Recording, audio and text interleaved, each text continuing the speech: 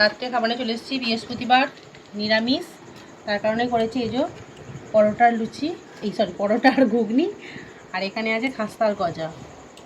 এটাই বাবুকে দিচ্ছে এখন খেতে। বাবু এখন খালি গা আছে, তাই ওখানে যাবে না, গ্রেভি চাইছে, একটু গ্রেভি দিয়ে দিই, তারপর আমরা খাবার বাড়বো।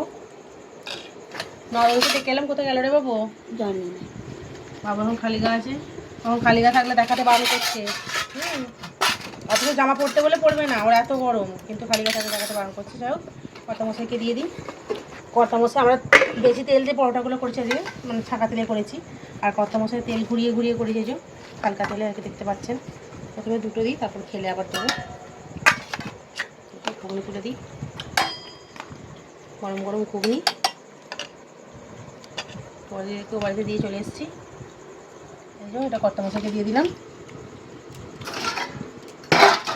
এই যে অনেকদিন পর মা এসেছে, মাকে খেতে দিচ্ছি। মা এসে প্রায় অনেক দিন পর, আমরাও যাবো যাবো করছি, মানে যাচ্ছি, থাকা হচ্ছে না, তার কারণে অনেকদিন পর মা এসেছে। মাকে এই খাস্তা কাজগুলো মাই নিয়ে এসছে আর কি, বাবু আর মায়ের জামাই খেতে ভালোবাসে না, তার কারণে এই যে মাকে খেতে দিচ্ছি।